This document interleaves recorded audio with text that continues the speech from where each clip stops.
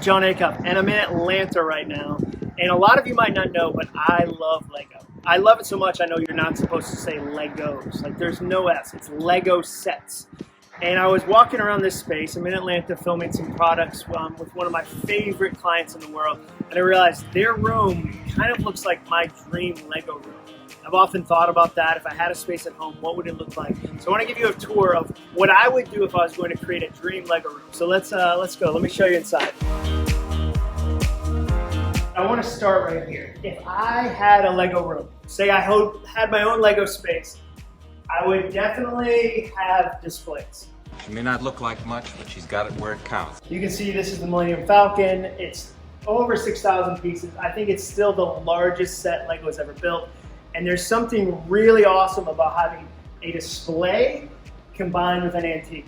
Like, I don't know where this is from, but this kind of swings out. So like, I could see me with a monocle, like just sitting this, like going over this with like a monocle or like one of those things that jewelers wear where their eye gets really big. The first thing I'd have is displays. The second thing I'd have is other things that look like Legos. You're not supposed to say Legos. Like there's no S. Legos.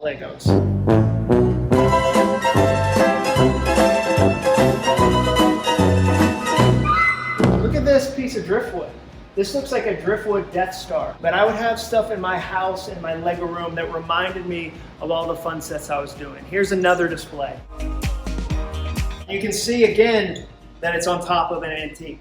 And so I would have huge displays in my dream Lego room. If I'm being honest, it would be a massive space. And to that point, I would also have windows. I think part of the problem with Lego rooms is that there's no natural light. A lot of Lego rooms I see on YouTube look like Lego dungeons. They feel like a sad place that you escape to build tiny little minifigures. I would much rather have a huge environment with a ton of natural light where I could really enjoy the time that I spend in there.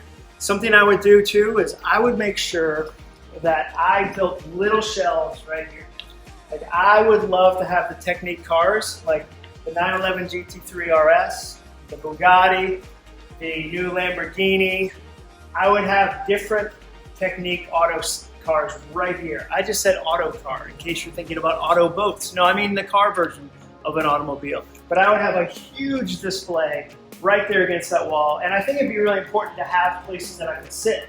Like I would love to have a Lego place. A lot of times when you see Lego dream rooms, they're sitting on stools and it looks sad. But imagine coming up here, I would come up here like the King of England and kind of look at my whole kingdom and say, oh, look at all the Lego. I love Lego. And I would just probably sit here. Maybe I don't smoke cigars, but I feel like a cigar would be necessary. I don't know if anyone's ever combined that, like a leather chair, a cigar, and a Lego display. And then the other thing I'd do, if I was building a dream Lego room, I would make sure that there was space to hide the staging area.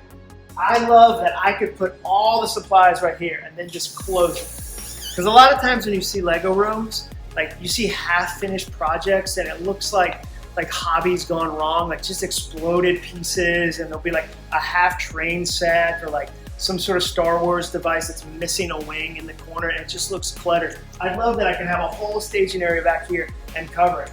And then I think it'd be really fun to have space where other people could do other things. I love that this is also an art studio. I would love to have a Lego room where my youngest daughter, McCrae, could do all the art she wanted to do, where she could sit in the same space and I could work on Lego and she could work on art. That would be amazing to me. Same with music. My oldest daughter, Ellie, is a musician. And it'd be really fun to say, okay, come upstairs, practice your piano. I'm going to build something with Lego. Your sister's going to do something with art, and your mom's going to judge all three of us. I think that's part of the challenge of a Lego room is convincing your spouse that your house does in fact need a Lego room. And I would love a space like this. High ceilings, tons of natural light, tons of room to do a bunch of different things. And I'm going to show you the last thing. We're going to go downstairs because I want to show you where I would keep some of the Lego pieces.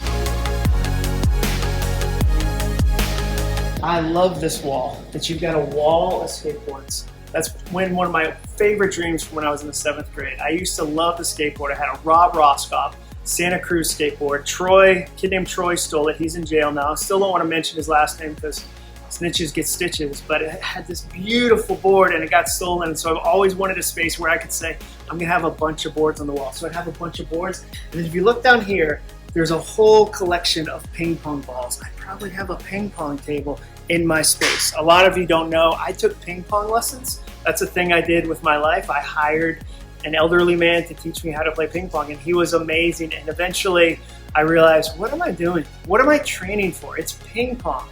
So I'd have a ping pong table. There's a cooler right below us. I'd have skateboards on the wall. It'd be 2 stories, and it'd be an amazing space for me to hang out and have a whole lot of fun. I'm not there yet. Right now what I have, my Lego room is a Tupperware, like just a piece of Tupperware that I put all my Legos on. That's what I have.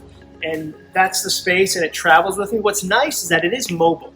I don't have a room, but I do have a mobile Lego kit that I kind of shuffle through our house and will say, hey, I'm going to do Lego on the table. But if I had a whole dedicated space with 2 stories, with all the natural light, I would absolutely love that. So thanks for watching this video. This is my first video about Lego. I'll probably make some more because I absolutely love doing it. My favorite thing is that it has instructions. I find that a lot of my life, a lot of my job doesn't have steps. I don't know what to do next. I kind of am making up a lot of it. So there's something really peaceful to me when I open up a big Lego set and there's different bags and I can sort them and then I can follow the steps. I'm creative all day.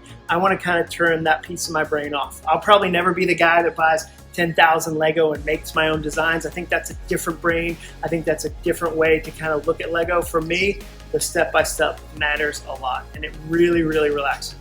So I hope you've enjoyed this video. Make sure you hit the bell so you don't miss the next one. Thank you for liking it, and please, please subscribe so you don't miss any John Acuff videos. Thanks, guys.